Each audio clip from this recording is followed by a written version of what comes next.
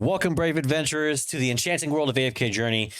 While as the season unfolds, it is time to immerse yourself into the game with knowledge that'll help pave the path to glory, whether that's you being a seasoned warrior or a newcomer to the realm. There are 5 essential tips that I have that'll guide you through the challenges ahead. So sharpen your swords, ready your spells, and let's embark on an epic quest together. All right. The first tip that I want to give to you is called battle mode bonanza. In my opinion, diving into the battle modes is probably not the most thrilling thing at the beginning. It seems a bit distracting, especially because there are so many that come along the way as you start questing. But these are essential to start beginning. In any day that you start playing, especially when you're online and in between moments when you do hit roadblocks. So when the AFK rewards run dry, because they are going to run dry, your AFK progress is going to stop. So make sure you're following the battle modes. Make sure you're doing the questing, because holostones can also give you training manuals, which are essential to leveling your characters. The main roadblocks you're going to hit are going to be with leveling up your characters. Once you're not able to level up your characters anymore, the game kind of stops in a way, and that's where the AFK features come in. But these battle modes all give you separate things depending on what you want to achieve in game. My biggest recommendation is try to earn things that you can spend within the Emporium. Diamonds you'll casually earn all the time, and it's always worthwhile to just pick up extra invite letters because they're always going to be worth picking up, at least at some point. Additionally, if you do the Dream Realm, you're going to get extra pulls for ascending your heroes. So these are all good things for you to have. So tip number 1, try the battle modes. Don't skip, don't sleep on doing battle modes. Second, your currency wisdom is going to be super important. So after you do that 120 minutes of AFK rewards twice a day, and you also do the diamond for your third, which is I think of like 50 diamonds. It's not a whole bunch. You're going to want to go into and start spending your money, like I said, in the Emporium, in the guild offerings. But the one thing I recommend the most is spending those things wisely. I'm not buying these ascension tokens for Mauler because I'm not going to be using them. So you can actually use diamonds. I think you can do the same thing within your pulls here. You can use diamonds as well. So you can definitely get the pulls that you want. You do not have to spend extra money. You just have to be wise about how you use your currencies. Do not waste your currencies on things you do not need. This can also be important for things like leveling up characters like, for example, Coco or Odie, who really don't have as much utilization early into their builds. The next thing I'm going to recommend is what I call the wish list strategy. Where after you pull 30, I think it's 30 heroes, you're able to wish list and summon heroes that are pivotal for your favorite game modes. After 30 draws, essentially you can align that to whatever your strategic needs are. So what I recommend personally is to garner your wish list to the game mode you are trying to achieve. Because there's going to be certain heroes that are better for certain aspects of the game. This is just a base level, but once you get one copy of these 3 heroes, you're basically able to set it up and get your those top rank heroes exactly like you want. Even with epic recruitment, you can get those top ranking heroes in there. And then what you can do is you can garner it to, like, say, your favorite tier list. You don't have to use this one if you don't, but say if you want to do Dream Realm, say if you want to do PvP, say if you're just doing story mode, you can kind of change up your list to exactly what you want to. This feature, I don't know how rare it is in gacha games. I'm brand new to gacha games, but this feature to me is almost essential, and I'm surprised I haven't seen more games with it because it's so annoying to get characters that you just don't need. This at least curtails it to the top 4 heroes of each particular class. Next, I call tactical formations. For MMO aficionados, if you already know this, I'm not going to insult your intelligence, but deploying a tank, a healer, and your DPS is pretty much essential to any build or any attack that you have. However, if you do have the damage output, there are cases where you can switch it up. Thorn being a high use tank, if you have the DPS and you have the ranks, you could easily swap them for a bulky melee DPS instead, who has damage mitigation and not have to use a tank at all. The same thing goes for a healer. If you have a lot of survivability, say once again with a character like Coco, you might be able to swap out, or someone with a lot of healing and a lot of natural healing, you might be able to swap someone out like Thorin and just like maybe throw in someone like Odie instead. So you can swap these things out. The typical setup is one tank in the front, one healer in the back, DPS on the side.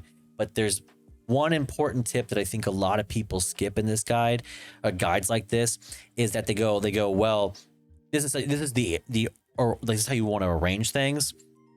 But unfortunately, they skip this part, which is there's two additional methods that I think are really important to avoid. And one is important for PvP and one is important for, I guess, what you like to call AoE, which is attack on everyone, I think is the acronym.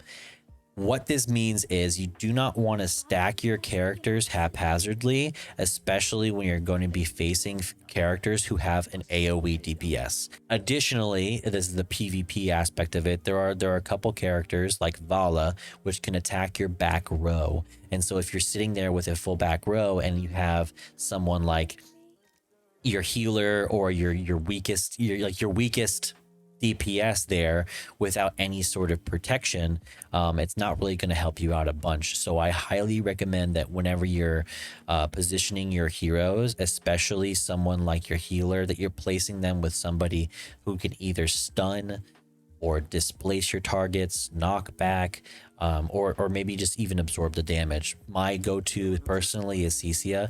That way I can deploy her minion wherever I choose at that given time. So personally, of course, you can place the standard tank, healer, DPS group. That's totally fine. That's what I have here. But a good mixture between melee and ranged, as well as helping out your back line and not stacking too much on your front line, I think is important. And my final tip is going to be, I'll call it smart forging. It's reforging. Unfortunately, I played WoW, so exercise patience in forging equipment, please. Higher resonance levels equal more levels when you reforge, which can help you save on materials, so you don't have to upgrade and then upgrade again. So allocate those upgrades accordingly. So like if you're once again, if you're spending your tokens on characters you don't use, it's pointless. So when you go into your resonating hall and you go into your equipment and you see new stuff, of course, replace your equipment quickly and give the equipment upgrades to those who need it the most. But when it comes to forging things, for example, I want to reforge things that are for my tank because I use my tank with almost every single fight. This would give me 20 levels. That's a big upgrade. If I were to upgrade my chest piece, however, that's only 10 levels. Now you can say, well, this is like going up to 4,300, whereas this is going up to 6,900. It's which one is better? Are they both good no matter what? Like, is it good no matter what to upgrade stuff? Of course it is. But no, things like certain armor pieces happen and appear more often in quests and in battle than others, and you can see which ones appear more often than others because you'll see some of these will be like lower 70s. I think I just replaced out my last like 65, but look at this one. For example, this rogue has a level 60 chest piece, but I don't use rogue, so there's no purpose of me trying to reforge this and spend my materials. So I would rather use it instead on my tank, reforge his, and then get it up to level 90. It's a much bigger upgrade that I'm going to use 100%. And then I end up spending up my materials much more effectively. The equipment is almost just as important as leveling when it comes to improving your characters and having them do better. So highly recommend reforging, but do it carefully. And if you're about to make another barrier, like if you're about to break the 51 barrier, the 61 barrier, the 91 barrier in my case, then do it. You know, if you're about to break a barrier, do it. But if you're not quite there, if you're in the middle, wait, because for every barrier you reach, the higher your max foraging increases. And you can see it right here. It's sort of hard to see on my screen right here, but the max foraging level, you'll see it right next to the title of this. It'll tell you basically what your max foraging is. And then once you cross that barrier, and you'll notice when you're crossing that barrier, because for example, when I level up Cecia here, I can see I have to use the hero essence. Whereas with Florabelle, I only have to use the coins and the training manual. So it's clear to see when that barrier is happening. I'm at a point where it would be a good idea for me to reforge materials. To wrap this up, as our guide comes to an end, remember that every journey begins with that one single step, making those baby steps to be better, and to make your game a little, at least smoother experience for you. I hope these 5 steps are just those stepping stones to mastering the new season of AFK Journey, and honestly, forge ahead with confidence. There's no issue with learning it slow and figuring it out as you go. Don't be afraid of the things you don't know. Just figure out what you don't, and then figure out the best ways to master it. And honestly, I hope this was helpful in your journey. If it was, please give the pages a like, a subscribe. And then, of course, if you have any tips that you thought were helpful for yourself on your journey and to what point you're at, perhaps you're not at level 91, but at level 191, let me know in the comments. And until next time, may fortune favor your journey. Peace.